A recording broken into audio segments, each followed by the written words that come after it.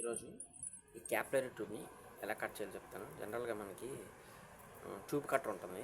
Tube కట్టర్తో cut చేసామనుకోండి, ఇది ఉందా, ఇంత అయితే రాదు. ట్యూబ్ కట్టర్తో కట్ చేసేటప్పుడు టోటల్గా ఇది పించ్ అయిపోద్ది అనమాట.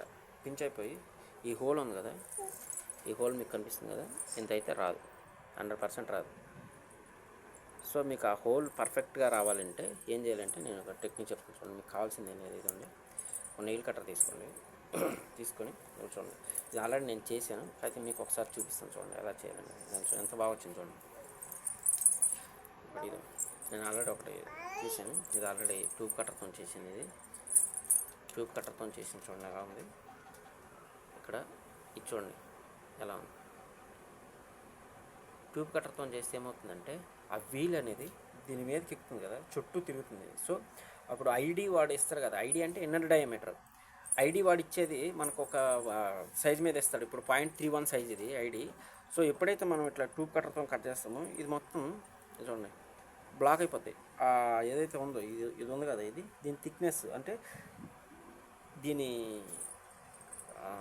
కాపర్ యొక్క ట్యూబ్ యొక్క థిక్నెస్ ఉంటుంది కదా, ఆ పైప్ది లోపల ఇట్లా బెండ్ అయిపోద్ది అనమాట లోపలికి. సో బెండ్ అయిపోయేటప్పుడు మన క్యాలిక్యులేషన్స్ మారిపోతాయి.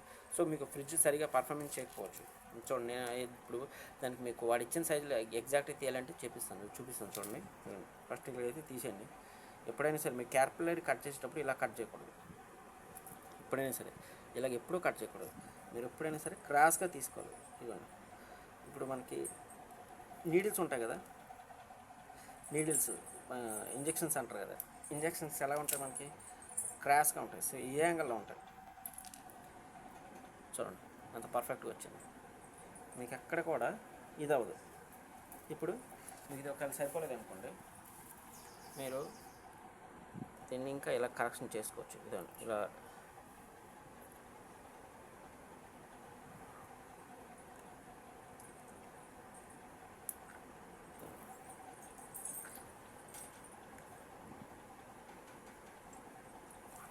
చూసారా. మళ్ళీ ఇంకోసారి ఇక్కడ తీస్తాం. చూడండి,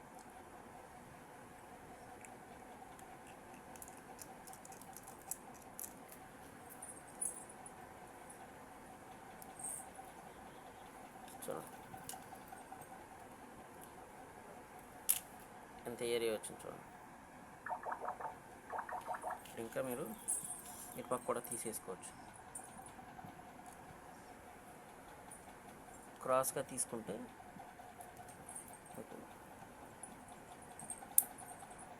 చూడండి,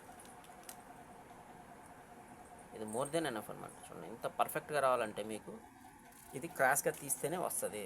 ఫర్ ఎగ్జాంపుల్ నేను చూడండి, ఇప్పుడు నేను స్ట్రైట్గా తీస్తాను. ఇది ఇందాక మీకు తీసింది క్రాస్గా తీసి చూపించాను కదా, క్రాస్గా తీస్తే ఎట్లా వచ్చింది చూడండి. చూడండి, దీన్ని తీసేసి స్ట్రైట్గా తీస్తాం. చూడండి, స్ట్రైట్గా తీసినప్పుడు ఏమవుతుంది చూడండి, మొత్తం పించ్ అయిపోయింది. దీనికి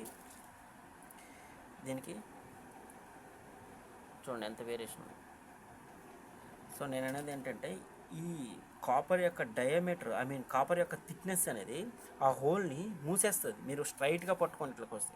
సో ట్యూబ్ కట్టర్ యొక్క టెక్నాలజీ ఏంటంటే ఆ వీల్ 360 డిగ్రీలో తిరుగుతుంది.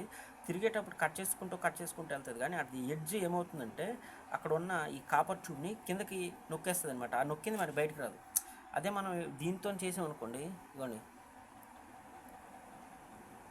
సో దీన్ని ఇలా కరెక్షన్ చేసుకోవచ్చు అనమాట.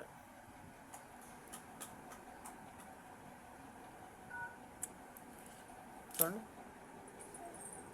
ఇదనమాట పర్ఫెక్ట్ క్యాపిలరీ ట్యూబ్ కటింగ్.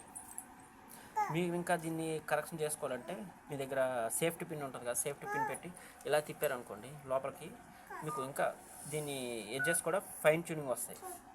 ఇదేనండి. Thank you.